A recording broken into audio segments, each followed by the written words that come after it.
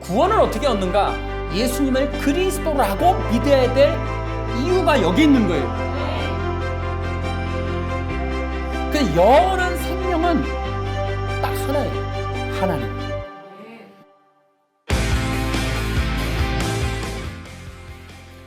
마지막 시대일수록 중요한 것은 우리들의 구원의 문제입니다. 예. 그래서 성경에서도 한 영혼이 구원받는 것이 얼마나 귀중한지를 여러 차례에 걸쳐서 특별히 말씀해주고 있고, 누가복음 15장 탕자의 비유라든지 또 이 돌아온 그런 자녀들에 대한 얘기, 또 이스라엘 백성의 얘기, 또 계속해서 구원받는 자들의 이야기가 성경에 기록되고 있습니다. 하나님은 영혼이 구원받는 걸 기뻐하십니다. 그래서 우리도 이 구원의 문제를 심각하게 생각해야 되고, 여러분 마지막 때가 될수록 더욱더 이 구원의 문제는 중요하다. 이것을 생각하시고, 여러분 우리가 오늘 읽었던 본문에서도 그런 얘기를 해주고 있습니다. 그래서 믿음을 굳게 갖지 못하고 의심하는 자들을 불쌍히 여기고 그들을 불 가운데서 끄집어내어 구원하십시오. 이렇게 돼 있어요. 그래서 이 마지막 시대가 되면은 많은 사람들이 오히려 떠나가는 일들이 생길 거예요. 그런 와중에도 진정한 백성들을 건져서 구원에 이르게 하는 일이 이 교회로서는 굉장히 중요한 일이다. 여러분, 교회가 지금 예배 문제가 심각하게 걸려 있어요. 여러분, 교회는 크게는 두 가지의 존재적인 목적이 있습니다. 교회는 예배를 위해서 존재하는 겁니다. 또 하나의, 정말 하나 더 한다면 교회의 존재 목적은 영혼 구원 사역에 있습니다. 여러분, 이 땅에 어느 단체도, 어느 나라도, 정부도, 시민단체도 할 수 없는 일은 영혼을 구원하는 일입니다. 누구도 이 사역을 하지 않습니다. 여러분, 구원의 복음이라고 하는 메시지는 교회가 아니면 전하는 곳이 없습니다. 세상 어느 곳에서도 복음을 말하지 않습니다. 오직 교회만이 두 가지를 하는 거예요. 여러분, 다른 것들은 다른 데서도 다 대체할 수 있습니다. 그러나 교회가 아니면 절대로 할 수 없는 것 두 가지는 예배를 드리는 것과 영혼 구원에 이르게 되는 복음을 전하는 겁니다. 그래서 교회는 이 두 가지의 사명이 굉장히 중요하다. 그런데 여러분, 우리가 안타까워해야 되고 생각해야 될 게 있습니다. 여러분, 지금 우리 코로나 사태로 예배를 드릴 수 없는 일들이 벌어졌습니다. 나라도 그렇게 권장하고 있고, 또 법으로도 지금 예배를 드리지 말라고 300만 원의 벌금을 내리겠다고 했던 데도 있다고 합니다. 여러분, 그런 일들뿐만 아니라 이 어떤 사람들의 시각에서도 예배를 드리려고 모이는 교회들에 대해서 안 좋은 시각을 갖고 있어요. 그런데 제가 말씀드리고 싶은 건, 이것은 예고돼 있던 게 아니에요. 충분히 준비 기간이 있었고 어느 날서부터 시행하겠다는 게 아니었어요. 갑자기 들이닥쳤어요. 그래서 이 문제를 준비하지 못한 이 교회들이 상당한 피해를 입고 있는 거예요. 예를 들어 영상이 준비되어 있지 않아서 온라인 예배라도, 최소한 온라인 예배라도 드릴 수 없는 교회들이 굉장히 많은 거예요. 자, 여러분, 미국이 지금 어떻습니까? 노방 전도가 불법이에요. 이 가정에서 드리는 예배 소리가 바깥으로 나오면 불법이에요. 다 걸려요. 우리가 지금 교회가 예배와 전도가 세상 어느 에서도 할 수 없는 두 가지의 중요한 이 사명이라고 했는데, 여러분, 이것이 불법이 되는 날이 곧 올 수 있다는 거예요. 여러분, 이번에 코로나 사태로 이것이 하나의 예가 됐어요. 이제 교회 예배 폐쇄가 질병 때문이지만, 여러분, 얼마든지 나라가 모이지 마, 벌금 매길 거야 라는 게 이미 연습이 시뮬레이션이 됐어요. 이것이 어느 땐가 어떤 일에 의해서 다발적으로 일어날 수도 있습니다. 또 이것들이 정부 차원에서 정치적인 문제로 종교 핍박의 하나의 방법이 될 수도 있는 거예요. 심지어 여러분, 노방전도가 금지되거나, 여러분 예배를 공공의 예배 불법이 되고 또 이 길거리에서 전도지를 나눠주거나 어떤 방식의 복음 전파 사역이 불법이 되는 날이 우리가 생각보다 되게 빨리 올 수도 있겠다. 이런 생각을 하게 됩니다. 그런 의미에서 저도 그런 경각심을 가지고 책임감을 가져요. 어쩌면 우리가 대놓고 유튜브에다가 이렇게 복음을 전하고 마음껏 영상으로 사역을 하고 또 나가서 찬송을 하고 복음을 노방해서 어디든지 길거리 다니면서 누구든지 복음을 말해서 여러분 이렇게 할 수 있는 날이 얼마 없지 않을까. 여러분 지금도 군대에서 계신 군목 목사님의 얘기를 들어요. 근데 그 목사님도 하는 말이 그렇습니다. 군대 내에서 교회를 강권하면 안 돼요. 가게 해서 무슨 전도를 하거나 교회를 가게 하거나 그렇게 할 수 없다는 거예요. 여러분 이런 일들은 우리가 앞으로 일어날 이 한국에서 일어날 그런 일들의 좋은 예가 됩니다. 그러니 저는 그런 생각해요. 제가 이렇게 마음껏 구원론을 전파하고 구원의 변증을 하고 바른 복음을 전하려고 하는 일들도 어쩌면 공공의 이러한 방식은 그렇게 많은 시간이 남아있지 않을 수도 있겠구나라는 생각을 해봅니다. 물론 아니라면 더더욱이나 긴 시간 동안 충분히 책도 출판하고 전도지도 만들고 영상을 제작해서 한 명의 영혼이라도 바른 복음을 전하려고 끝도 없이 우리가 사역을 하겠지만 주어지는 시간이 있는 한 더더욱 열심히 해야겠다 이런 생각을 하게 됩니다.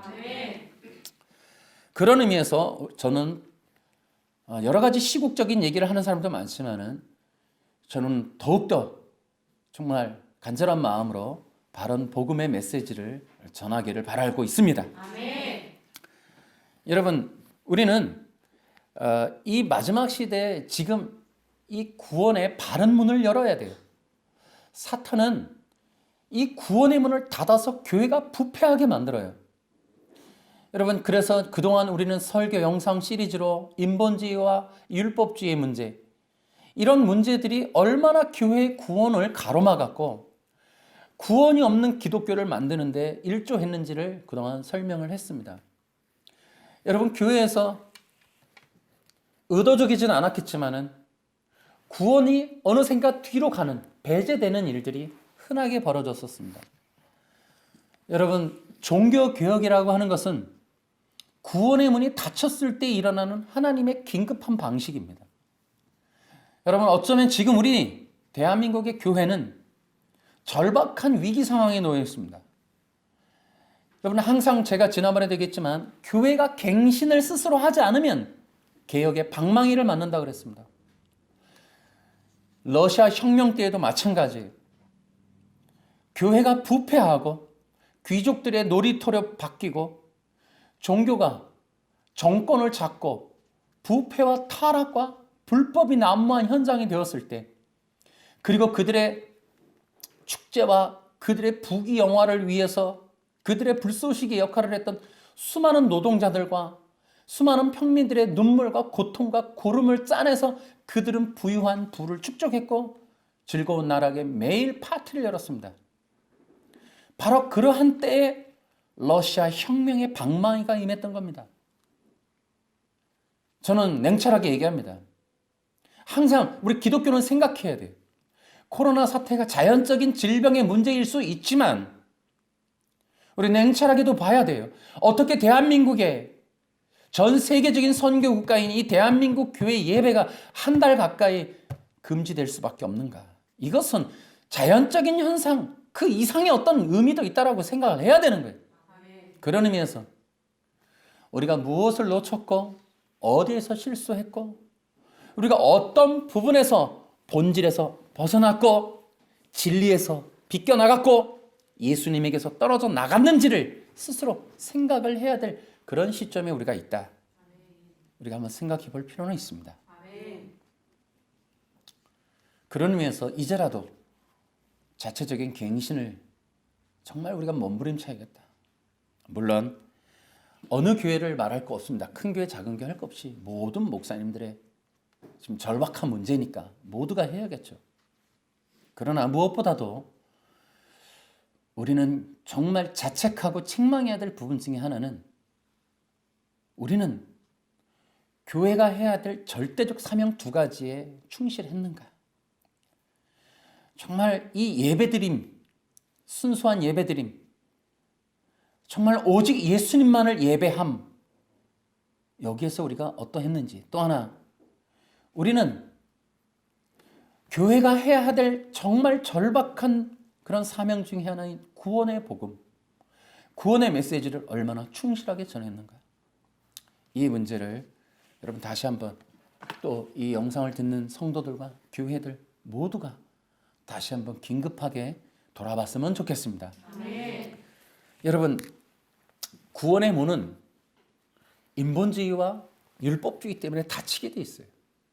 그래서 이렇게 구원의 문이 닫히는 이 부분들을 다시 한번 여는 것, 이것이 오늘날 진정한 이 교회들이 해야 될 일이다. 그런 의미에서 저는 성도들이 바른 복음을 따라갈 수 없도록 그렇게 가라지들을 뿌려놓았던 다른 복음, 이 다른 복음을 해치고 정말 우리가 구원에 이를 수 있는 복음이 무엇인가를 정말 우리가 되찾고 그것을 선포해야 되는데, 여러분, 그것은 간단해요. 오직 예수 그리스도를 믿음으로 구원받는다. 아멘. 여러분, 이 문제는, 이 메시지는 여러분 영원한 구원의 진리입니다. 아멘. 여기서 우리는 한 발자국도 물러날 수가 없는 거예요. 그런데 이제 이 문제를, 이러한 메시지를 뒤집고 왜곡하고 변질시키는 일들이 일어난단 말이에요. 제가 특별히 가장 경계하는 그런 이단들이 많이 있습니다. 특별히 이들은 모두 구원론에 관련된 이단들인데, 그 구원론에 관련된 이단들은 두 가지 부류로 나눠볼 수 있어요. 첫째는 구원론, 구원을 어떻게 받을 것이냐 하는 문제에 대한 이단들. 그러니까 믿음으로 구원받느냐? 아니다. 행위로 구원받는다라는 것들이에요. 또 하나의 부류는 좋다 이거예요. 구원으로 받던 믿음으로 받던 좋다 이거예요. 그 이후에 어떻게 할 것이냐? 어떤 이들은 그 이후에 예수를 믿어도 죄를 지면 구원을 잃어버린다. 또 어떤 이들은 예수님 믿고 구원 받았으니 완전해, 이제는 막 살아도 돼, 이렇게도 얘기하고, 또 어떤 이들은 예수 믿어도 소용없어, 안식일을 안 지키면 저주를 받아, 그러니 유월절을 지켜야 돼, 유월절 제사를 드려야 돼, 또 누구 전도를 많이 해야 돼, 또 약속의 목자를 따라야 돼, 비유풀이를 들어야 돼 라고 해서 구원 이후에도 여전히 구원이 완성되지 않았고, 구원은 얼마든지 떨어질 수 있고, 예수님을 믿은 이후에도 구원받기 위한 공로가 있어야 하고, 노력이 있어야 하고, 윤리가 있거나 전도를 하거나 무슨 행위를 해야 구원을 받아라고 하는 구원 이후의 이단들이 있어요. 저는 조심스럽게 여러분에게 분별할 수 있는 이야기를 하나 더 드리면, 여러분 때때로 보세요. 구원 이후에 우리가 기도를 많이 해야 복을 받아, 릴레이 기도를 해야 돼, 일천번제를 해야 돼 라고 예수님 믿은 이후에도 복을 받기 위해서, 성공하기 위해서 또 다른 노력을 하는 그러한 율법주의, 인본주의와 이 율법주의에 쩔어있는, 이게 교회라고는 말하기는 어렵지만은 어쨌든 인본주의와 율법주의라고 말할게요. 구원 이후에도 율법주의와 인본주의는 이단이에요. 여전히 예수님을 믿고도, 예수님이 그리스도이심을, 예수님이 왕이심을, 예수님이 나의 하나님이심을 믿는다고 말한 믿음 이후에도 여전히 뭔가를 더 노력하고 전진해야 되고, 내가 무슨 공로를 행해야, 하나님의 지극정성을 건드려야, 하나님의 도달해야, 감동을 받으셔야 나에게 뭐가 떨어지겠지라고 하는 일들은 이단적인 메시지고 이단적인 종교입니다. 여러분, 이것들을 만약에 이런 방식으로 조장하고 교육하고 유도하고 의도한 교회들이 있다면 그것도 이단적인 성향을 가진 교회들이라고 봐야 돼요. 자, 어쨌든 구원론에 관련된 이단들을 그렇게 크게는 두 가지로 볼 수 있어요. 그래서 이 두 가지의 이 구원론, 이 구원의 이단들이 있는데 이들을 모두 하나의 의미로 묶어볼 수 있어요. 이들을 뭐라고 부를 수 있냐? 행위 구원론자들이다 라고 볼 수 있는 거예요. 아멘. 아멘. 이제 우리가 그래서 이런 부분들을 이제 우리가 다 변증을 해나가서 우리가 이런 부분들을 분명히 알고 있어야 여러분들이 절대로 속지 않게 됩니다. 아멘. 이제 우리가 왜 한 번 구원이 영원한 구원이고 한 번 믿음이 영원한 믿음인지를 이제 우리가 이 변증을 통해서 여러분들이 확실하고 굳건한 믿음을 가지시게 되기를 바랍니다. 아멘. 구원에는 단계가 있어요. 여러분 이런 얘기 들어보셨을 거예요. 이미와 아직이라고 하는 얘기. 우리는 이미 구원 받았지만 아직은 완성된 것이 아니다. 그래서 구원의 과정을 세 개로도 나눕니다. 이미 우리는 구원 받았고 또 받고 있고 앞으로 받을 것이다. 이렇게 구원에는 구원의 단계가 있어요. 여러분 보십시오. 이것을 간단하게 얘기하면 여러분은 이미 구원 받은 자예요. 그러나 우리는 아직 육신을 입고 여기 이 땅에 살고 있단 말이에요. 아직 저 영원한 나라에 입성하지 않았어요. 다만 이 땅에서 천국 시민권을 가질 뿐이에요. 그래서 나는 하나님의 자녀라는 확신 가운데 믿음으로 살고는 있지만 여전히 육신을 입고 살아요. 그래서 우리 구원은 완성된 것이 아닙니다. 이렇게 단순하게만 봐도 구원에는 단계가 있는 거예요.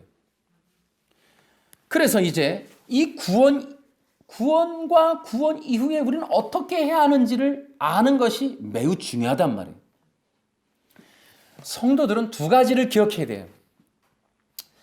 내 믿음, 내 구원은 어떻게 얻는가? 또 하나는 나는 구원 이후에 어떻게 살게 되는가? 어떻게 살아야 하는가? 이 부분들을 분명하게 아셔야 합니다. 자, 그럼 구원이 무엇인가 하는 부분을 또 말씀을 드리고 뒤에 가서 또 자세하게 말씀을 드리겠습니다. 여러분 보십시오. 지난주에 제가 구원에 대해서 설명해 드렸습니다. 구원은 우리 인간이 해낼 수 있는 게 아니에요. 구원이라고 하는 것은 뭐냐면 세 가지로 보는 거예요. 첫째, 세 가지는 영역적으로, 주권적으로, 신분적으로 변화되는 걸 말하는데 영역적으로는 이러는 거예요.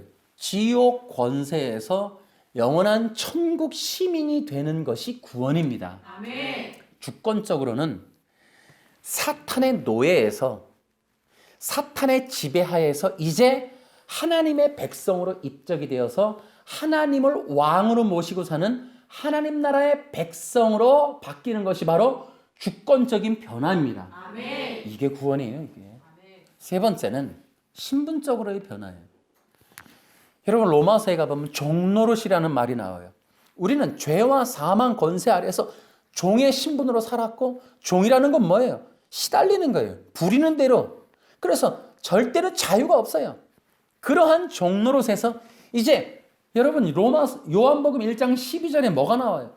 영접하는 자, 곧 그 이름을 믿는 자들에게 하나님의 자녀가 되는 권세. 아멘. 아멘.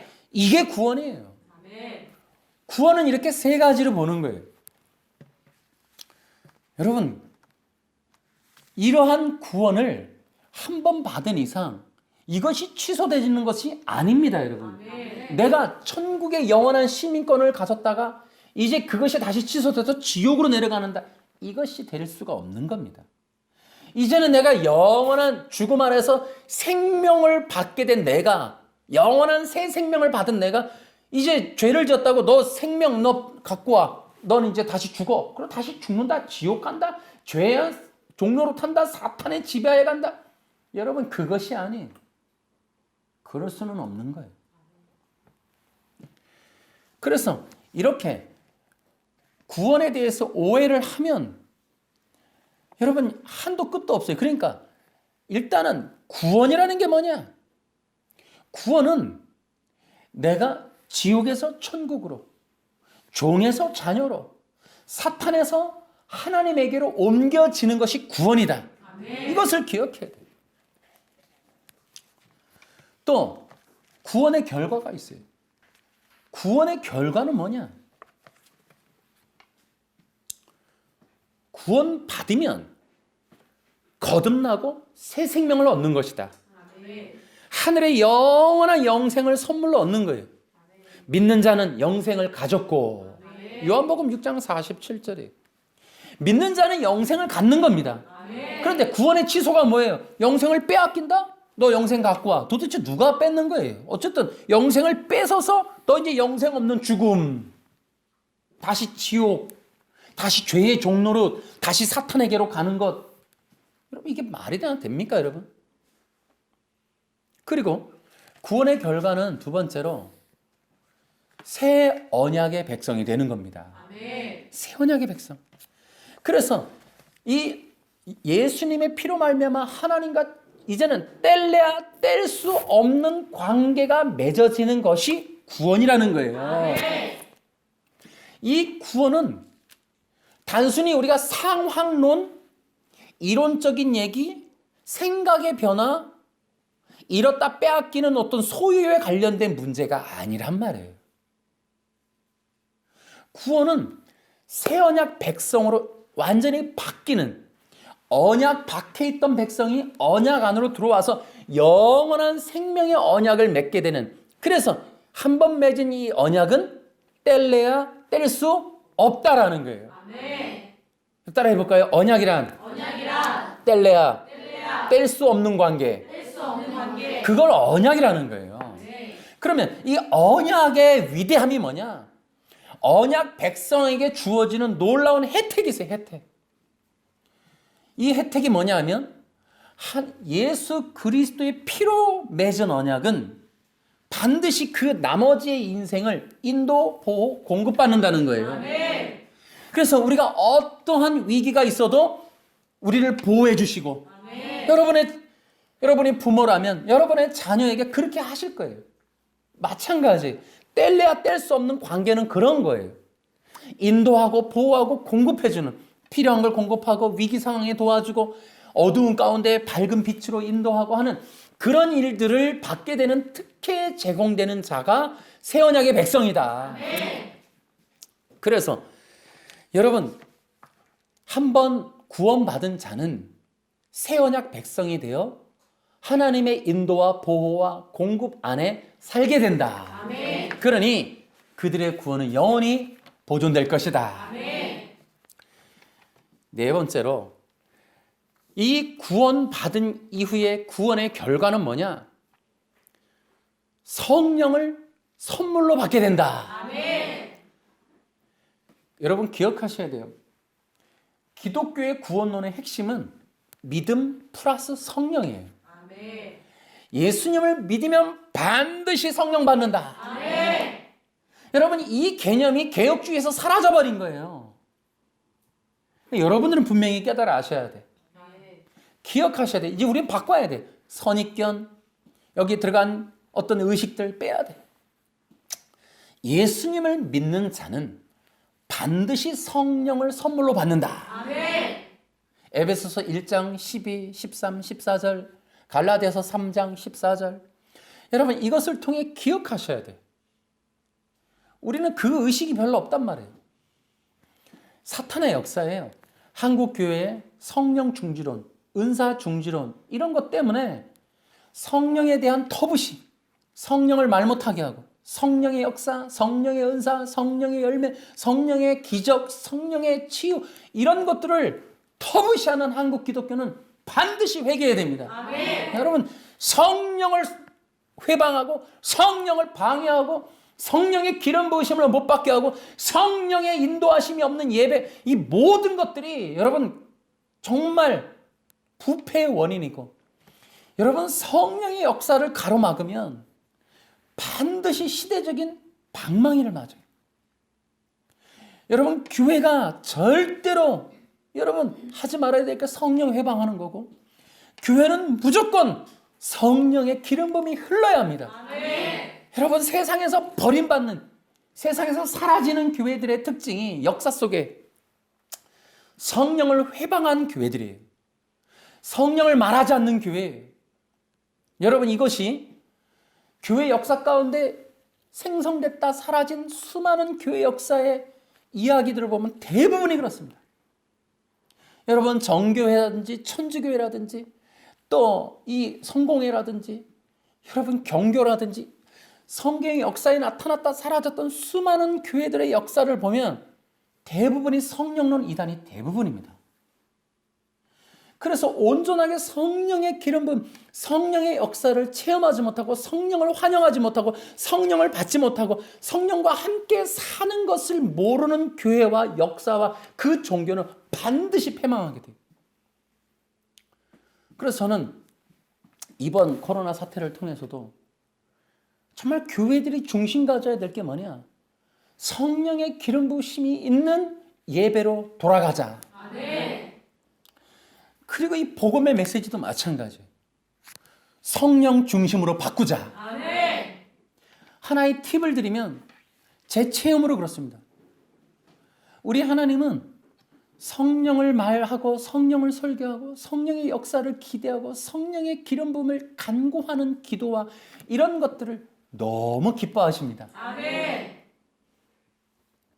그래서 저는 우리 아이들에게도 항상 여러분 기도를 시켰죠. 여러분한테도 교육했어요.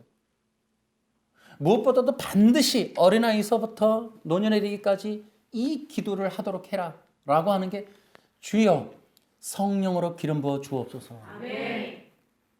그 기도를 합니다. 그래서 이렇게 구원의 결과는 성령을 선물로 받는 것. 아멘. 여러분 신천지 보십시오. 이 성령의 이단이에요. 성령론 이단이에요. 보혜사래요. 보혜사. 그래서 그들이 말하는 성령과 우리가 말하는 성령이 달라요. 여러분 기억하세요. 성령님은 보혜사이시며 그분은 진리의 영이십니다. 아멘. 이것이 무엇이냐? 여러분 또 다른 보혜사를 주신다 그랬는데 이 또 다른 보혜사는 다른 분이 아니에요. 이 또 다른 보혜사는 성령으로 임하신 예수님이십니다. 아멘. 이것을 잘 몰라가지고 보혜사를 사람으로 말하고 약속의 목자라 말해 다 속아버린 거예요. 여러분 기억하세요. 예수님 외에 다른 분을 주신 적이 없어요. 아멘. 우리 기독교가 왜 기독교예요? 예수님이 그리스도이십니다. 아멘. 여러분 이것만이 우리의 신앙이 돼야 된다. 아멘. 오직 예수님. 아멘. 대한민국의 기독교가 예수님의 이름으로 부흥되길 축복합니다. 아멘. 예수 그리스도. 아멘. 이 와중에도 모든 성도들이 대한민국의 기독교인들이 집에서나마 입술로 예배가 뭐냐?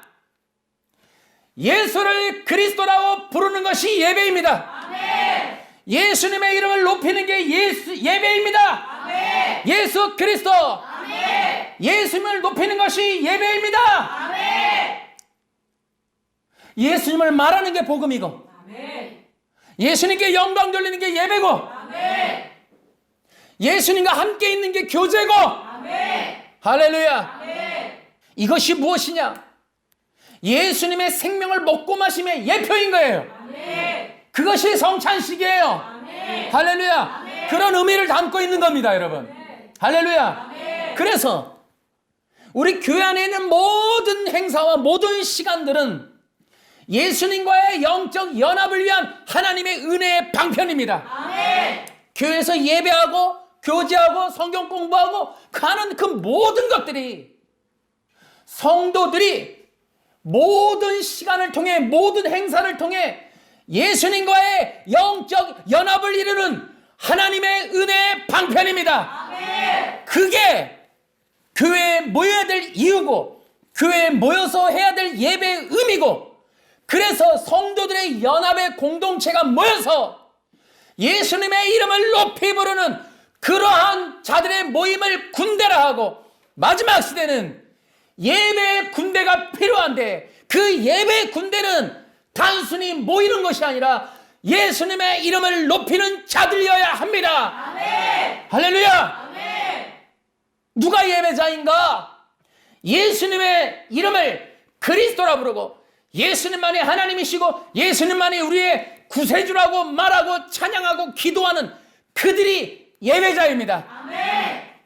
그런 자들이 이 코로나 사태를 맞이해서도 굴하지 않는 예배자들이 될 것이고, 그러한 자들이 모이는 것이 진짜 의미 있는 예배가 될 것입니다. 아멘. 단순히 돈을 걷거나 사람들이 모여서 그냥 1시간짜리 그냥 세레모니 하는 게 그게 예배가 아니고, 진정한 예배는 예수 그리스도의 이름을 높이 부르는 것이고, 아멘. 그 결과로 사도행전 2장 33, 38절처럼 성령이 여기 이곳에 예배하는 자들 심령과 예배하는 공동체 위에 성령이 기름 부으심으로 임하는 것입니다. 아멘. 그것이 예배가 돼야 되겠다. 아멘. 할렐루야. 아멘. 여러분, 저는 이번 사태를 통해 다시 한번 모든 교회가 다시 모여야 될 것이고 일어날 테고 다시 살아남아야 될 텐데, 그러한 계기는 코로나가 물러난 것이 아니라 예수님의 이름을 부르는 것이어야 됩니다. 아멘.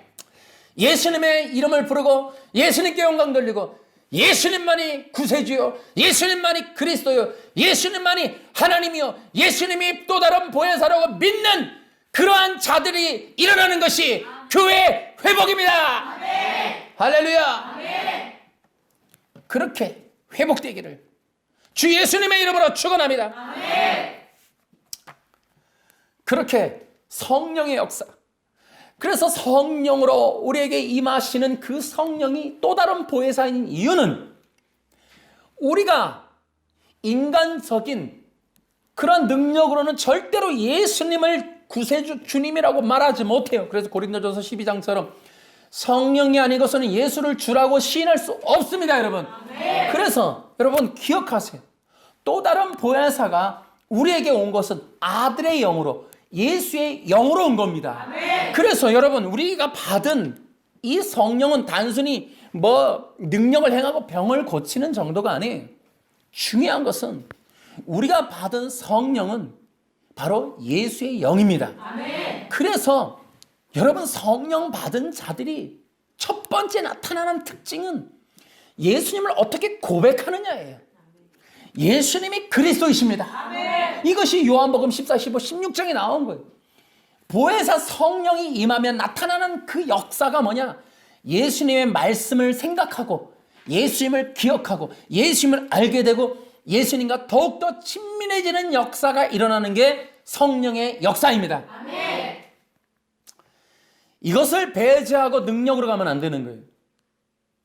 여러분, 성령으로 나타나는 능력의 체험은 예수님이 나타나시는 거예요. 아멘. 그 예수님이 일하시는 것이 성령의 기적입니다, 여러분. 아멘. 인간이 초월적인 존재가 되어 신적인 존재가 되어 하나님이 택한 어떤 존재라는 개념으로 그리스도적인 위치에 슬그머니 올라가서 그리스도 같은 개념을 잡고 그리스도 같은 뉘앙스를 풍기며 내가 마치 모세처럼 뻗으면 다 병났고 하는 그런 것처럼 어떠한 그러한 사람이 되어가는 것이 성령의 은사가 아니에요.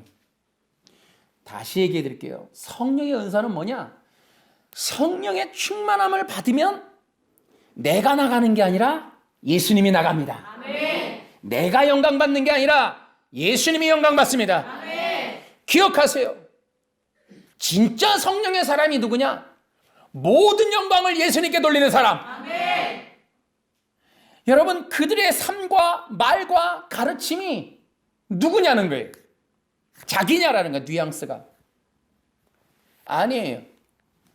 진짜 성령이 강하게 역사하면 주권적인 변화에 그 인정을 하는 자예요. 그러니까 성령이 임하면 나타나는 게 피조물이 창조주 신의 자리로 올라간 이 원죄를 극복하고 성령이 임해서 나는 창조주가 아니에요. 나는 피조물이에요. 나는 흙이에요.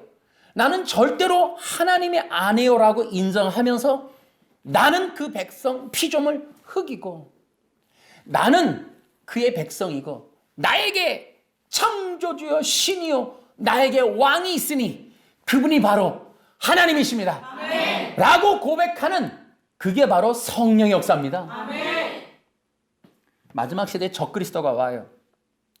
이 적그리스도가 엄청난 기적을 행해서 사람들을 현혹하고 속인다 그랬어요. 적그리스도는 뭐냐? 안티크라이스트예요. 예수님을 대적하는 자예요. 그래서 예수님을 모방해서 광명의 천사로 와서 예수님인 것처럼 진짜 구세주인 것처럼 행세를 하지만 그는 진짜가 아닙니다, 여러분. 아멘. 그래서 우리는 요한복음을 통해 그리스도를 분별해야 돼요. 아멘. 할렐루야. 아멘. 우리가 말세에 그리스도가 누군지를 알기 위해서 그래서 요한복음이 필요한 거예요. 아멘. 아멘. 요한복음의 메시지는 메시아예요. 메시아. 그리스도. 그래서 요한복음이 우리가 마지막 재림 때 기다려야 할 그 메시아가 기록되어 있는 게 요한복음입니다. 아멘.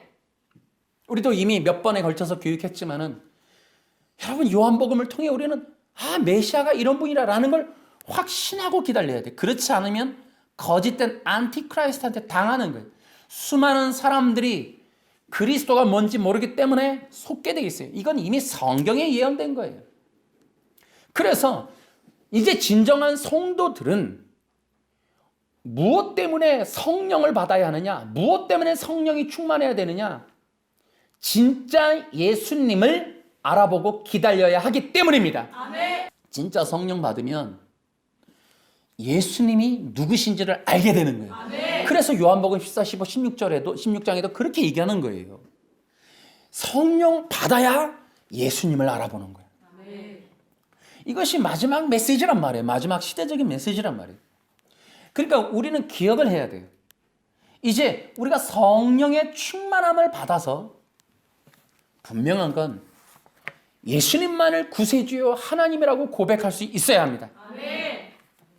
할렐루야. 아멘. 그것이 바로 구원의 결과예요. 그러면 이제 우리가 왜 한 번 구원이 영원한 구원인지를 한번 살펴봐야 됩니다. 기억하십시오. 이제 아주 중요한 메시지예요. 여러분, 구원을 어떻게 얻는가? 구원은 하나님이 정해놓으신 원칙대로 해야 구원받아요. 아멘. 그것이 바로 율법이라는 거예요. 율법이라는 의미를 이렇게 접근해 들어가면 당황스러운 분들이 있겠지만은 어쨌든 참고해서 들어보세요. 자, 보세요.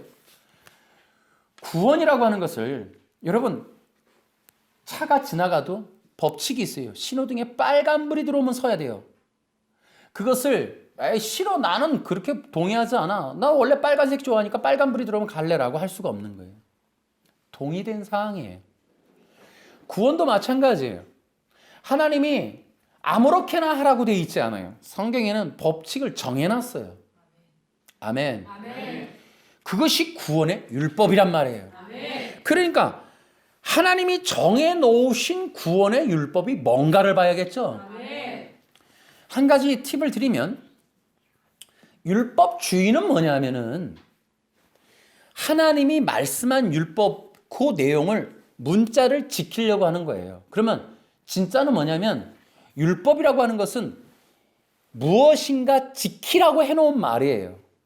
그러니까 이 율법은 무언가를 의미하고 있어요. 율법 자체가 신성지 돼야 될 게 아니라 율법은 뭔가를 설명하고 있는 거예요. 그 설명하고 있는 문자를 지키고 신성시하는 게 율법주의예요. 그러나 중요한 것만 하나님이 원하는 건 뭐냐?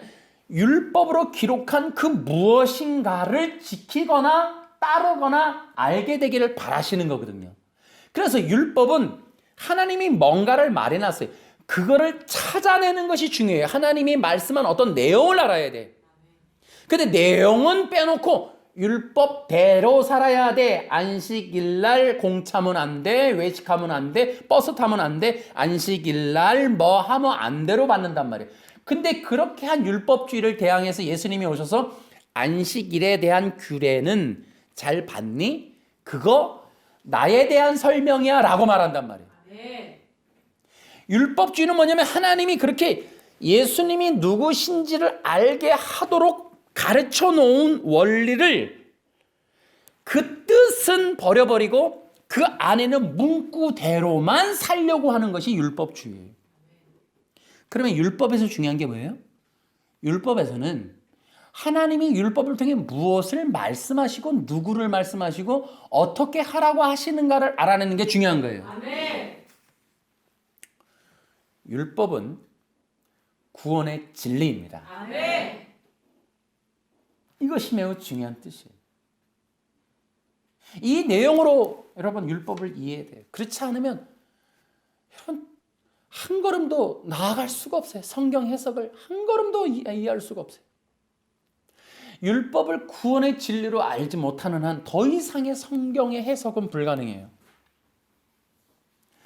그런데 하나님이 인간을 구원하겠다, 어떻게 하겠다라고 율법으로 팍 명시해 놓은 원리는 두 가지예요.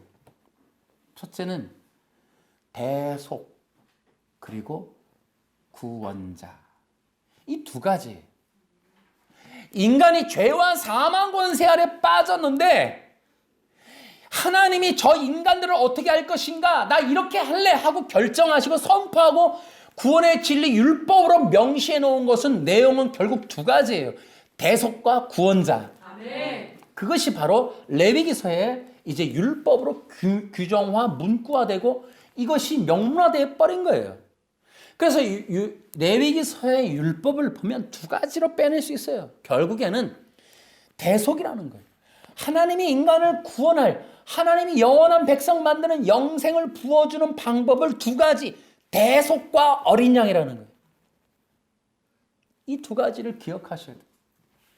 그래서 결국에는 이 두 가지로 결정해 놓은 것이 바로 창세기 2장 17절이에요. 말도 안 된다고 말하겠지만 창세기 2장 17절에 이것이 구체적으로 이제 인간들에게 어떻게 펼쳐질 것인지를 말씀해 놓는 것이 바로 창세기 3장 15절의 메시아 언약이에요. 이 메시아 언약에서는 충격적인 예언인 거죠. 창세기 2장 17절에서는 그 영원한 하나님 본체이신 그리스도가 계시되었다면 창세기 3장 15절에서는 하나님의 본체이신 그분이 육신의 몸을 입고 여자의 후손으로 직접 이 땅에 제물로 오시겠다라는 것을 예언하신 거예요. 충격적인 예언이죠. 그래서 결국 하나님이 하셔야 될 일은 바로 인간을 구원하는데 구원하는 원리 두 가지를 성취하는 거예요. 대속과 구원자. 그러면 하나님이 왜 구원자를 보내셔야 하는가가 또 중요해져요. 보세요. 이 두 가지가 아니면 인간을 구원할 길이 없어요. 대속과 구원자가 아니면 인간이 구원받을 길이 없습니다. 자, 왜 그러느냐? 여러분, 인간이 죄와 사망 권세로 죽어 있어요. 근데 인간을 구원하려면 인간 스스로는 할 수가 없어요. 절대로 할 수가 없어요. 죽어 있는데? 그러면 외부로부터 누군가가 건져줘야 돼요. 그런데 누가 건져줘야 돼, 누군가가. 그러면 누가 건져줘야 되는데 누군가는 반드시 조건이라는 게 있어요. 왜냐하면 누군가가 그를 건져주려면 그는 죄가 없는 누군가여야 돼요. 거룩한 누군가여야 돼요. 아멘. 근데 거룩한 누군가가 건져주긴 하는데 건져주려면 합당한 율법 창세기 2장 17절을 응해야 돼요. 그러려면 그는 반드시 인간이어야 돼요. 다시 말하면 둘째 아담이어야 돼요. 첫째 아담 실패한 두 번째 아담이 2장 17절 앞에 서야죠. 그런데 그는 죄가 없어야 돼요. 근데 인간에게서 나오는 모든 사람들 중에 죄가 없는 사람이 없단 말이죠. 죄가 없는데 인간이어야 돼요. 그러면 인간으로부터 오지 않아야 돼요.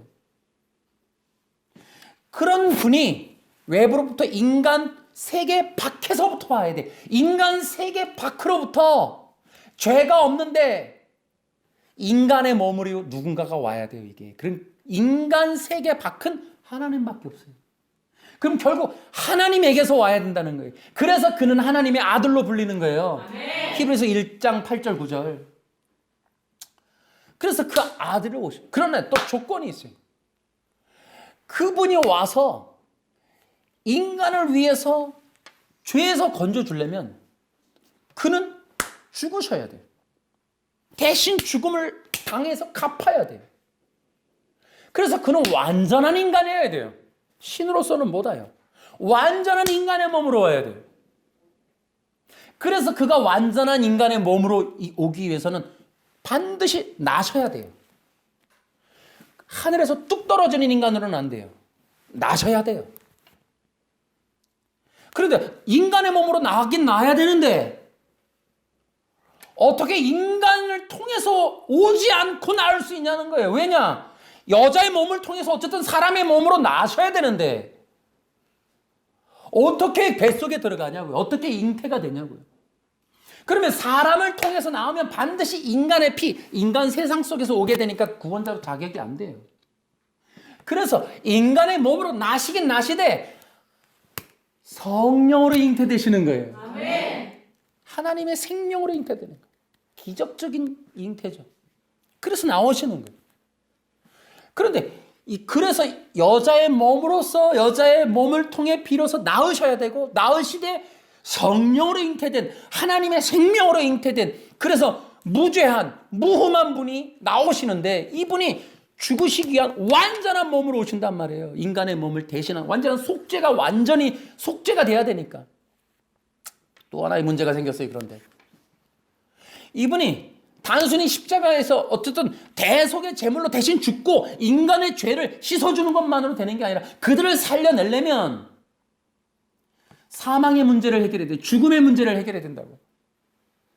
그럼 이 죽음의 문제를 어떻게 해결하느냐? 죽음의 권세 아래 잡혀있는 이를 이 문제, 권세의 문제, 이 죄의 사망의 문제를 해결하려면 이분이 완전한 생명이어야 돼요. 인간의 생명이 아닌 영원한 하나님의 생명을 가져야 돼요. 아멘. 영생을 가져야 된다고요. 아멘. 그래야 이 사망의 문제가 해결이 돼요. 인간의 죄의 문제뿐만 아니라 사망의 문제가 해결돼야 돼요. 정령 죽으리라. 죽었지만 영원한 구원을 이루기 위해서는 살아나야 된단 말이에요. 사망의 문제, 사망에 걸리지 말아야 돼요. 사망의 지배하에 놓이지 말아야 돼요. 사망 권세 아래서 죄 속죄가 문제가 아니라 속죄 이후에 사망의 문제를 해결해서 살아나셔야 돼요.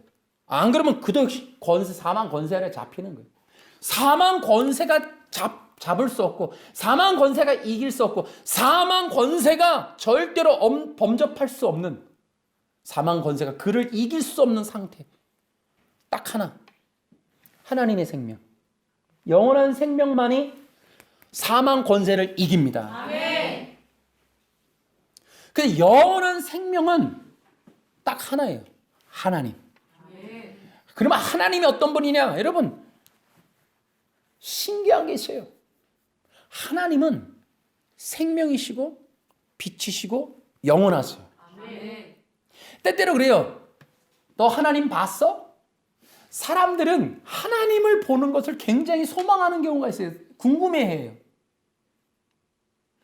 여러분 우리가 하나님을 보려고 하는 게 나쁜 건 아니지만 어리석은 일이에요. 하나님을 볼 수는 없어요. 하나님은 빛이세요. 영원하세요. 또 그분은 호흡이시고 영원한 생명 자체입니다. 아멘. 여러분 이 세상 모든 창조는 하나님의 나타나심이라고 그랬어요. 아멘. 근데 여러분 보세요. 이 세상 창조를 보세요. 이 온 우주 만물의 창조의 창조는 생명입니다. 다 살아있어요. 하나님의 손대는 하나님의 나타나시는 하나님의 모든 손길은 생명이에요. 생명. 아멘. 그게 하나님이세요. 아멘. 근데 하나님이 너무나 자비로워서 인간들이 하나님을 알 수 있고 믿을 수 있고 따를 수 있도록 그분이 당신을 계시하세요. 아멘. 당신 자신 인간들이 여러분 하나님에 대한 열망, 하나님이 누구셔? 너 하나님 봤어? 근데 그 하나님 당신의 자신의 계시가 바로 그리스도이십니다. 아멘. 할렐루야. 아멘. 여러분 여기서부터 이제 문제가 터지긴 해요, 사실. 여러분 지금 이 시대는 어떤 시대냐면 그리스도 시대예요, 그리스도. 그러니까 보세요. 사람들이 보이지 않는 하나님의 현현. 이 모든 인간들이 내가 하나님이야, 내가 보혜사야, 내가 약속의 목자야 라고 말하는 이유가 뭔지 아세요? 하나님이 안 보여서 그러는 거예요. 그러니까 사람들이 하나님을 볼 수가 없단 말이에요. 볼 수가 없는데 내가 약속의 목자야 그래버리는 거죠. 사람들이 모르는 거예요. 본 적이 없으니까. 그 나타나신 계시자, 나타나신 중보자, 그것에 대한 인간들의 상이 그리스도로 정립이 안 돼 있단 말이에요. 이방인인 한국이. 계시된 하나님, 당신 자신의 현현이신 하나님이신 그리스도에 대한 상이 없어서 우린 복음서를 제대로 한 번이라도 신관회복으로 본 적이 없어요. 전부 사복음서를 통해 우리는 우리의 삶의 적용점만 찾아내느라고 바빴지, 사복음서에 나오는 수많은 비유와 기적적인 치유와 그런 자신의 계시성을 통해, 그분이 하신 말씀을 통해 그리스도관을 정립하려고 보질 않았기 때문에 사람들이 나타난 하나님, 궁금해하는 하나님, 보이지 않는 그 하나님에 대한 열망을 가진 인간들에게 그러한 마음들을 속여서 내가 바로 하나님이 보낸 자야 라고 하는, 하나님은 결국 볼 수 없고 그렇다면 결국은 하나님이 보일 수 있도록 나타나게끔 보여준 그분이 있을 텐데, 그분에 대한 상에 대한 상을 성경적으로 안 갖춰 놓으면 보여진다, 내가 보낸 자라고 하는 그 약속의 목자에게 다 쏟아버리는 거예요. 그래서 지금 말씀드리는 이 그리스도관, 그리스도의 이 실체에 대해서 여러분이 분명히 아셔야 되는 거예요. 지금 말씀드렸던 이 구속의 원리가 바로 그리스도를 말씀하는 거예요. 그러니까 이것을 명심해야 돼요. 들어보세요. 또 여러분, 그래서 이제 영원한 생명 자체이신 하나님이 당신 자신의 생명을 부어주셔서 그 구원자에게 주시고 오신단 말이에요. 요한복음 읽으면 아버지에게는 생명을 아들에게도 주시고 이런 말이 있단 말이죠. 당신의 생명을 아들에게도 주시는 거예요. 그래서 그 생명을 가지고 오세요. 그래서 그분이 십자가에서 죽으시는 거예요. 죽으시는데 이분은 영원한 생명이라 영원히 죽으실 수가 없어요. 사망 권세를 깨뜨리고 언약을 이루시고 나서 완전히 승리해내세요. 그래서 생명의 길을 열어놓으신단 말이에요. 여러분 기억하세요. 그런데 왜 예수님만 믿어야 돼? 이 불교도 되고 부처도 되고 되잖아. 기억하세요. 인간의 원죄의 문제와 사망의 문제를 해결한 분이 예수님밖에 없어요. 그러니까 인간의 죄의 문제를 위해서, 인간의 죄의 문제를 해결해 주시려고 아예 내려오신 하나님의 아들로 오신 분이 유다 베들레헴 땅에서 태어난 예수님 외에는 없다니까요. 그걸 어떻게 하느냐? 여러분, 예수님의 죽으심만이 인간의 대속의 제물이셨고, 예수님의 죽음은 다른 사람을 위한 생명을 살리는 죽음이었고, 예수님의 죽음은 하나님의 아들의 약속에 의한 죽음이었어요. 그런데 이 모든 것에 대한 실제적 증거가 어디서 나타나느냐? 바로 부활에서 나타나는 거예요. 할렐루야. 부활하신 주님께 영광. 할렐루야. 박수로 하나님께 영광. 여러분 보세요. 왜 예수님만이 구원자이신가? 보세요. 부활하셨어요. 부활해서 생명의 길을 열어놓으셨어요. 그런데 있잖아요, 우리도 영생을 갖고 부활을 하고 하늘나라 가려면 이 예수님을 통하지 않으면 다른 길이 없어요. 예수님과 영적인 연합을 이루어야만 영생하는 거야. 예수님 외에 다른 것으로도 구원받을 수 있냐? 아니요, 없어요. 안 돼. 영생의 길을 열어놓으신 유일한 분이 예수님이야. 부처도 그 일 못했어요. 마호메트도 안 돼요. 어떤 사람도 안 돼요. 예수님만 부활하셔서 예수님만 사망 권세를 깨뜨렸어요. 문을 열어놓으셨다니까. 내가 양의 문이라. 그 문 아니면 절대로 안 되는 거예요. 그 길, 그 문 열지 않으면 어떤 인간도 그 문, 그 길이 아니라면, 그 길이 아니면 천국으로, 하나님에게로, 영생으로 갈 수가 없어요. 그래서 예수님만 믿어야 돼요. 아멘. 예수님만이 우리가 구원받을 수 있는 유일한 구세주이십니다. 아멘. 다른 게 없어요. 다른 길을 열어놓지 않았다니까.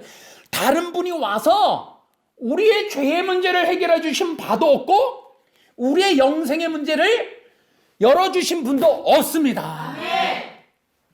이게 우리가 예수님을 그리스도라고 믿어야 될 이유가 여기 있는 거예요. 아멘. 예수님이 그리스도이십니다. 아멘. 그래서 우리가 그리스도, 이것이 바로 그리스도예요. 그리스도는 하나님이신데, 영원한 생명이신데, 인간의 죄의 문제를 해결하시고, 사망 권세를 이기시고, 부활하셔서 승리하시고, 우편보좌에 앉으신 그분, 그 이후에도 영원한 생명을 우리에게 부어주고 계신 그 분이 그리스도이십니다. 아멘. 이것이 우리가 예수님을 믿는데 그리스도라고 믿는 이유인 거예요.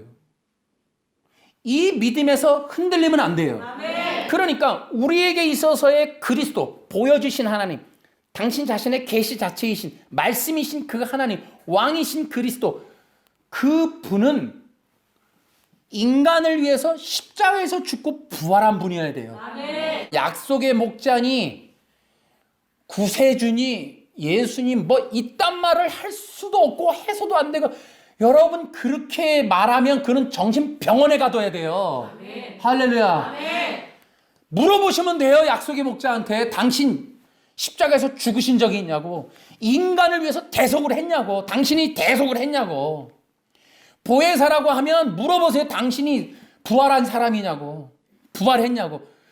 그리스도, 우리 인간이 하나님을 대행한 중보자이신 그리스도는 딱 한 분밖에 없습니다. 아멘. 할렐루야. 아멘. 그러면 이렇게, 그렇다고 예수님 알겠다고. 근데 예수님 이후에 예수님이 약속한 게 자기라고. 여러분, 예수님이 약속한 또 다른 보혜사는 예수님이 성령으로 임하신 예수님 자체이십니다. 아멘. 기억하세요. 자, 이것이 문제인 거예요. 이거에 여기서부터 또 문제가 생기는 거예요. 이게 신간의 문제예요. 여러분 보세요. 아까도 얘기했지만 하나님이 안 보이는 것이 문제예요. 여러분, 성도들에게 있어서의 시험이 뭔지 아세요? 시험이 뭐냐 하면, 나 예수 믿었어요. 평안할 땐 괜찮아요. 자, 위기가 왔어요. 그러면 사람들이 다 그래요. 하나님이 보이지 않는단 말이에요. 여기서 흔들리는 거예요. 하나님 어디에 계십니까? 나 이렇게 힘들 때 왜 안 도와주십니까? 어디에 계십니까? 왜 안 나타나는 겁니까? 라고 한단 말이에요. 그래서 이 이스라엘 백성들이 모세가 없으니까 뭐 만들어요? 금송아지 만드는 거예요. 여기서 악한 사탄이 하는 일이 뭐냐면, 사람들의 심리가 뭐냐면 하나님이 보이지 않는 것에 대한 두려움과 공황이란 말이에요. 여기에서 이 부분을 치고 들어와요. 그래서 뭐예요? 보이는 금송아지를 제시하는 거예요. 믿고 따르고, 여러분 너무 보혜사가 있으니까 너무 편해요. 저기에 신이 있으니까, 약속의 목자가 있으니까 너무 편해요. 그 역할을 빚고 들어오는 거예요. 인간 사탄이 악하게 사람들의 심리를, 그거를 건드리는 거예요. 보이지 않는 신에 대한 공황, 그렇게 의지할 곳이 무엇인지를 모르는 상황. 여러분, 그래서 이 기독교가 무엇을 해줘야 되느냐, 기독교냐. 여러분, 성도들이 구원 이후에 어떻게 살아요? 여러분, 믿음으로 사는 겁니다. 아멘. 이것이 알곡과 가라지의 기준점이 되는 거예요. 누가 알곡이냐? 여러분, 히브리서 11장 보세요. 여러분, 수많은 성도들, 우리의 믿음의 선친들이 믿음으로 살았어요. 아멘. 그들은 약속 하나만 믿고 가는 거예요. 아멘. 아브라함이 어떻게 해요? 약속 하나로, 너 가나안 땅으로 가라. 젖과 끓이는 땅으로 가라. 그는 약속 하나 듣고 가는 거예요. 믿음으로 가는 겁니다. 믿음으로. 그래서 참된 이스라엘 백성들은 보이는 것으로 가는 게 아니에요. 그래서 금송아지를 딱 설정해 놓으면 사람들은 안심해요. 시키는 대로 따라가는 습성이 있어요. 편하단 말이에요. 시키는 대로 하면은. 사람들은 생각하지 않고 행하는 단순 노동에 강해요. 그런 것들을 하면서 고임금을 받으려고 하는 게 공산이에요. 그러니까 사람들은 보이지 않는 것을 믿는 것을 힘들어한단 말이에요. 환란이 왔어요. 성도들이 살아가는데. 그런데 뭐가 힘드냐면 보이지 않지만 나를 구원하시고 도와주실 것이라는 약속을 붙들고 견디는 게 힘든 거예요. 이게 힘든 거예요. 사람들은 누군가가 와서 막 약속의 목자가 와서 도와주고 누가 와서 해결해주고 누가 그 문제를 빵빵빵 해결을 보이는 대로 보이는 사람이 보이는 일을 보이게끔 처리하고 보이는 신이 막 나타나는 걸 편하게 생각해요. 근데 그건 신앙이 아니에요. 그래서 기독교가 어려운 게 거기 있는 거예요. 그런데 기독교에서 여기서 문제가 터지는 게 기독교가 이단인 거는 여기서 사람들에게 너 긍정의 힘을 말해서 너 좋다고 생각을 해, 좋은 말을 해, 그러면 해결될 거야 라고 해서 인간을 고립시키는 거, 이거 인본주의. 하나님으로부터 분리하고 신으로부터 분리해서 너가 열심히 한다면 좋은 생각하고 좋은 맘 먹고 좋은 말을 하고 좋다고 될 거라고 자꾸 말을 하고 그 땡기고 뭐 양자 물리학을 동원하고 뭐 시크릿을 동원하고 해서 하면 너 잘 될 거야. 이게 기독교가 바로 인본주의 쩔은 거예요. 그래서 기독교가 그렇게 말을 하면 안 되는 거예요. 기독교는 그런 일을 해주는 게 아니고 성도들이 믿음 위에 서도록 하나님이 아까 약속한 이 율법이라는 것은 뭐냐 하면은 설교의 역할은 사람들이 문장에서 문자적으로 기록되어 있는 아브라함을 보고 다윗을 볼 수밖에 없는 상황에서 설교는 뭐냐면 그들을 통해 예수님을 보여주는 거예요.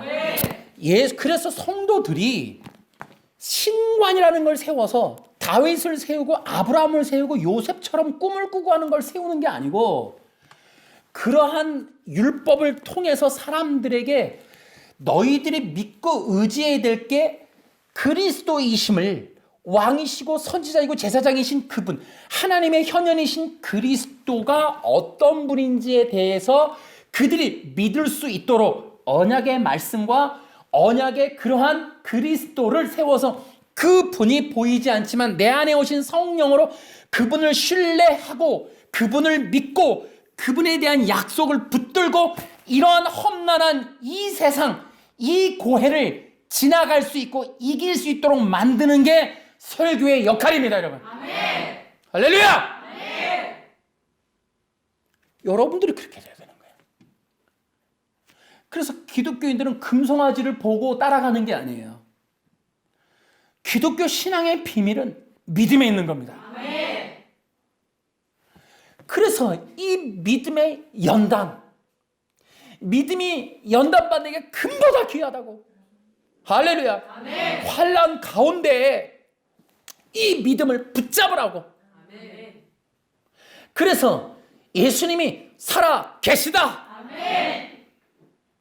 예수님은 나의 죄와 사망 권세를 이기시고 부활하신 분이시다. 아멘. 이 부활의 의미에는 여러분 기억하셔야 돼요. 놀라운 진리가 있어요. 간단하지만 놀라운 진리는 뭐냐? 부활하셨다? 그러면 그는 지금도 살아 계시다. 할렐루야! 네. 그래서 우리 구원이 영원하다는 거예요. 네. 여러분 기억하세요. 예수님의 십자가 사건은 2000년 전에 이루어지만 2000년 전에 끝났고 지나간 것이 아닙니다. 아멘. 예수님의 십자가는 지금도 살아 있습니다. 아멘. 그거를 신뢰하고 믿는 겁니다. 아멘. 예수님이 부활하신 분이라는 사실이 우리에게 주는 위로는 뭡니까? 그분이 지금도 살아 계시다는 거예요. 아멘. 그런데 그분이 어떻게 살아 계시냐? 또 다른 보혜사로 우리 가운데 찾아오셨다. 아멘. 그래서 우리의 믿음의 선친들이 어떻다고 해요? 옛날에 이기풍 목사님 손을 꼭 쥐고 주님이 이제 걸어갑시다. 전도하러 가다가 힘들면 바위덩이에 앉아서 일어날 때 손잡고 일어나면서 주님 같이 걸어갑시다. 이걸 뭐라 해요? 임재의식. 아멘. 할렐루야. 아멘. 이게 성도들이라. 이게 알곡인 거예요. 아멘. 알곡은 보이니까 가는 게 아니고 약속으로 기록해 놓은 이 말씀이 예수님이 살아 계시구나. 살아 계신데 그분이 나와 함께 계시구나. 아멘. 이러한 임재의식을 갖고 사는 게 알곡입니다. 아멘. 이게 시대적인 성도들이 그것을 신앙이라는 겁니다. 아멘. 보이지 않는데 우리 육의 눈으로는 보이지 않는데 마음의 눈을 떠서 에베소서 1장에 나오듯이 너희 마음의 눈을 떠 기업을 보게 하고 천국의 영원한 생명을 누리는 그 삶을 바라보고 나의 구세주이신 예수님을 통해 구원하겠다라고 하는 하나님의 언약의 말씀을 마음에 새기고 그래서 예수님만을 나의 하나님이요 구세주요 영원한 나의 보혜사라는 것을 믿고 아멘. 보이지 않지만 믿음의 눈을 바라보고 그분을 보고 걸어가는 것 그게 바로 기독교적 신앙입니다. 아멘. 기독교의 신앙의 영성 훈련은 성경 공부가 아니라 바로 이 믿음을 더욱더 분명하게 가질 수 있도록 보이지 않는 예수님을 보이는 약속을 통해 하나님의 약속된 말씀을 통해 그분이 살아계심을 확신하고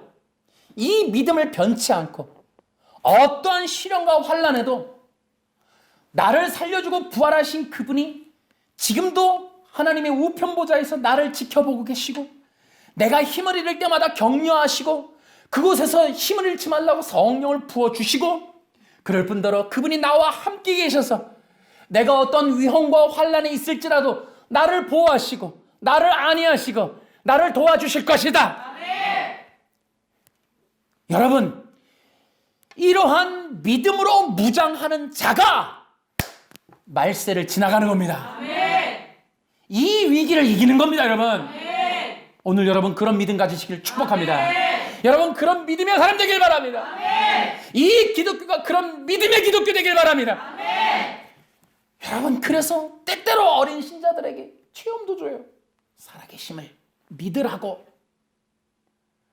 그 엄청나게 보이지 아니하는 깜깜한 세상 어두운 가운데 있는 것 같고 광활한 사막에 있는 것 같아도 주님이 살아계시고 주께서 말씀하신 것이 분명하게 있음을 믿고 그 길을 꿋꿋이 걸어가는 저 끝이 보이지 않는 사막이라서 이 끝으로 가면 죽을 수도 있지만 주님의 뜻이 그러해서 약속을 따라 죽기라도 각오하듯이 그렇게 걸어갈 수 있는 그가 바로 마지막 시대의 기독교인입니다. 아멘. 여러분 환난이 와요. 지금도.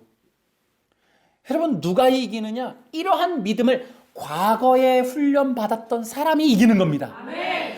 지금을 견딜 수 있는 사람은 과거의 믿음이 예비된 사람, 과거의 믿음이 훈련되고 과거의 믿음으로 연단되어진 사람은 지금 어떠한 코로나 어떠한 환난이 와도 지금 이겨냅니다. 아멘. 동일한 원리로 여러분 5년 10년 후의 환난은 이 코로나 저리 가라 할 겁니다. 대놓고 핍박일 수 있어요. 그러면 미래에도 이길 수 있는 성도는 누구냐? 미래에도 나 기독교인이요. 미래에도 예배하고 미래에도 진짜 생명을 붙드는 자가 누구냐? 지금 믿음으로 훈련되어지는 자입니다. 아멘. 그래서 분명하게 기억하세요. 우리가 구원을 확실히 가지려면 구원의 의식, 구원의 투구를 확실히 쓰려면 두 가지가 분명해야 돼요. 디모데전서 2장 5절, 에베소서 1장 5절, 4절, 5절, 9절. 하나님이 정해놓은 구원의 진리는 뭐냐? 오직 예수 그리스도를 통해 구원하십니다. 아멘. 그러면 예수가 그리스도이심에 대한 신앙 고백, 이 네 가지에 대해서 영상으로 자막으로 띄울 겁니다. 요한복음에 나오는 6가지, 이 6가지를 띄울 거예요. 그런데 이러한 신앙 고백, 내가 예수가 그리스도이십니다라고 하는 그 신앙 고백, 이 요한복음이 가진 메시아 신학, 그리스도 신학, 메시아의 심을 믿고 그래서 다른 메시아를 세우지 않고 오직 예수님만을 나의 메시아라고 분명하게 세워서, 왜 예수가 메시아인지는 내가 앞에 설명했어요. 그러한 자만이 메시아가 돼요. 죄와 사망 권세를 해결한 사람. 아멘. 그 외에 우리 성경의 하나님이 메시아를 세운 바가 없습니다. 아멘. 이제 우리에게는 약속의 목자도 필요 없고 어떤 사람도 필요한 게 아니에요. 성령을 부어서 이제 우리가 더욱더 성령 안에서 우리가 오늘날 이 지금 여기서도 바라보고 지키고 붙잡아야 될 건 예수님밖에 없습니다. 아멘. 오직 예수님밖에 없습니다. 아멘. 오직 예수, 아멘. 오직 예수, 아멘. 예수, 아멘. 예수, 아멘. 예수 그리스도, 아멘. 예수가 그리스도, 아멘. 예수가 그리스도, 예수가 그리스도, 예수가 그리스도, 할렐루야, 아멘. 오직 예수, 아멘. 이게 기독교입니다. 아멘. 믿음의 눈으로 예수님만 바라보세요. 아멘. 금송아지 세우는 거, 그것이 신앙이 아니에요. 보여야 되는 게 아니에요.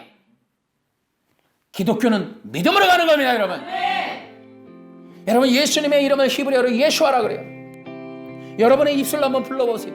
예수아, 예수아. 예수아. 예수아. 두 손 높이 들고 예수아, 예수아. 예수아. 예수아. 예수아가 메시아, 예수아가 메시아우. 예수아가 메시아. 예수아가 메시아우. 할렐루야. 예수가 그리스도, 예수가 그리스도. 예수가 그리스도, 예수가 그리스도. 예수가 하나님의 아들. 예수가 하나님의 아들. 모든 영광을 예수님께. 할렐루야. 주께 영광의 박수로. 예수님이 그리스도이십니다.